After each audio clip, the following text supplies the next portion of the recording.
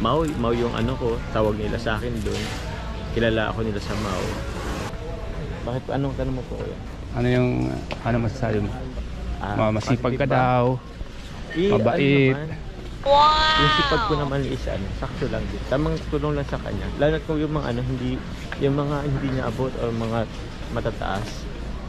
Yung mga agyo, inaagyo ko yun. Ikaw nang gumagawa nun? Opo, kung walang pag wala kaming nakukuhang gagawa. Kumusta naman si Nanay Imelda sa bahay? Po, si Nanay Imelda. Ano po siya? Sobrang sipag. Napakabait at mapagkakatiwalaan. Sobra-sobra. Kaya yun, tumagal yun sa amin. 8 years. Tapos, nag-ano siya, nag-stop muna tapos bumalik ulit. So yun, stay in sila dun. Stay in sila dun. Kasama ng kapatid ko. Tinutulungan lang. Tinutulungan. Opo. Tulungan din nila auntie. Hindi ko masyadong napanood kuya pero thank you Tita Milda. Kasi buti nga naman wala kang sabing masama sa akin. Hindi naman, di ko alam. Pero yun lang din naman. Yun yung halos lahat naman na sinabi niya is ito din naman. Mau yung ano ko, tawag nila sa akin doon. Kilala ako nila sa Mau. Tapos yun lang naman. Ano pa ba? Hindi ko masyadong Hello po tita. Di ko alam. Ano pa bang sinabi niya? Paano nga pala nagsimula yung palayo mong Mau? Saan ang galing yun? Yung Mau, kuya? Wala. Jomar? Parang ibinagay lang sa pangalan mo, Mau. Basta nagkaroon na lang ako ng isip. Mau na yung tawag sa akin eh. So yung bata pa siguro ako, Mau na talagang sa akin. Yun talaga. Actually, kilala talaga ako sa amin na Mau. Opo. Pero sa school, Joms. Tapos dito, Kalingap, Joms na lang din. Joms lang din. Kasi kahit kayong chili garlic oil, dati Mau yun eh. Mau chili garlic oil, pinalitan lang ng Joms kasi dun tayo nakikilala ng konti. Tapos yun. Pero yun po kuya. Ganun pala. Nagkaroon nga rin ako ng yung parang ng chicken. Yung cart ng chicken. Ang pangalan mo? Ang pangalan Mau. Chiki Maui. Chiki Maui? Oo. Cute diba? Chiki Maui. Mahilig ka sa business Mahilig ka sa negosyo? Sakto lang po. Try lang din naman. Pero wala, gusto ko kasi magnegosyo kasi para paano ba? Sa harap ng buhay, kaya nagawa mo yung mga ganon. Pinalawak mo yung isip mo pagkaroon ng negosyo. Opo. Dahil ikaw yung breadwinner, panganay ka sa kanila? Hindi po ako panganay kuya, pangalawa. Pero hindi naman po ako totally breadwinner kasi tulong-tulong din naman po kami sa bahay. Kahit ngayong mga auntie ko natulong din talaga. Sila nga po mas natulong po sa amin. Ako po ngayon na lang din ako nakakapag-provide kahit paano. Pero yun po. Hindi man po ako totally breadwinner po. Kasi nabanggit ng mga kapatid mo dati sila lang rinigaluhan mo tuwing birthday.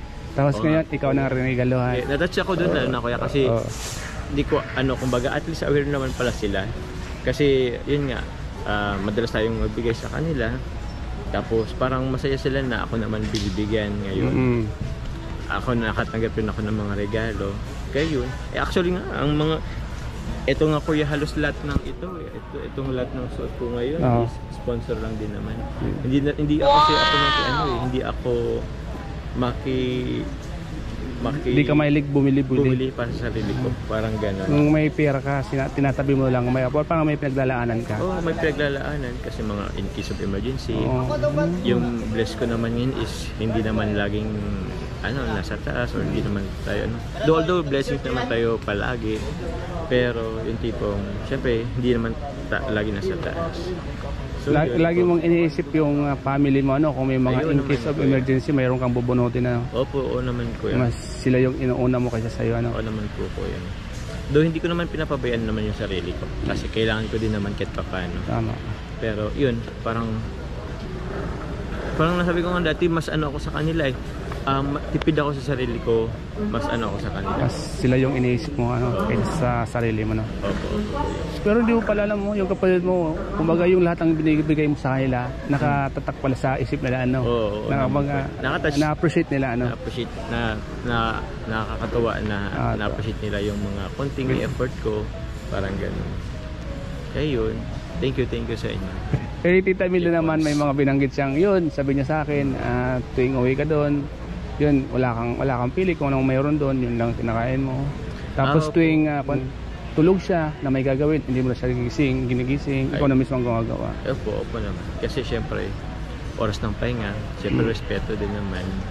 Do kung may mga kailangan talagang na kailangan siya lang nakalang, minsan ginigising ko rin din kasi kung kailangan po talaga. Pero kung hindi naman totally kailangan, kung pwede naman ipagpabukas, hindi ko na po siya ginigising.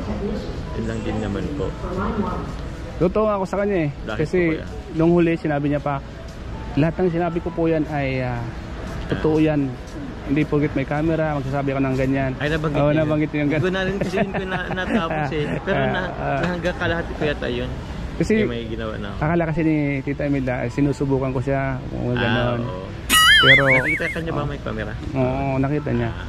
Pero yung mga sinabi niya talagang based naman sa mga nangyari. Kaya okay naman siya. Thank you naman Tita Imelda. Buti nga wala ka na sabing masama sa akin. Lahat ng mga viewers ay okay naman yung comment doon. Ano yung masasabi mo sa mga viewers na talagang umahanga sa iyo? Ay, thank you po. Salamat po. Ay, yun naman po talaga. Ako lang din naman po yun. Oo. Wala naman kung ano po yun. Pero thank you po at tawag niyan. Bigay niyo po kayo ng positibong feedback sa akin. Yung medyo pinupuri niyo ako. Pero hindi naman. Pero hindi po ako perfecto baka po isipan. Actually, yung pag-interview kay Tita Imelda, bigla lang naman yun. Biglaan. Nakita, naghugas yata. Oo, naghugas. Kung baga, naisipan ko lang na, kausapin ko si Tita Imelda. So, yun yung pag-usapan namin. So, baka isipin ng mga viewers kung plano ko. Hindi po, biglaan lang po yun. Biglaan lang din. Talagang normal at yung mga usapan namin talagang sa yung mga totoong nangyari. Opo kuya. Thank you kuya. Thank you Salamat kuya. Kasi di ko kasi nakita yung bandang huli nagbigay kaya sa kanya. Pero salamat bigyan mo siya ng Kasi ako pag may mga in-interview ako talagang binibigyan ko kasi tulad nga ng mga sinasabi nila, bilag mo tapos wala ka man lang inabot. Opo. Ako naman, lahat ng inaabotan ko, konti man yan, malaki man yan, basta galing sa puso. Ayun naman kuya. Appreciated na yan. Appreciated na yan. Kung anong kaya ko, malaki o maliit, na yan, malaking tulong na yan sa mga taong nakaka-receive niyan. Kung mag-isip man sila ng hindi maganda dahil malit yung binigay ko, ay nasa kanila na yun, mga viewers. Basta tayo, makapagbigay tayo kahit paano para mapasaya natin yung naging bahagi ng vlog natin. So salamat bro Salamat kuya. Stars. Salamat. At maraming nagtatanong na kung nakabalik ka na, so andito ka na sa Daet. Andito pa ako sa Daet. So yun. Abangan natin ang susunod. Ganun pong abangan. Yun, support lang po. Kalingap team Kalingap. Sige po, thank you. Baka malimutan. Salamat po mga Kalingap. Nasaan sila? Ewan dito kaya. Hanapin natin.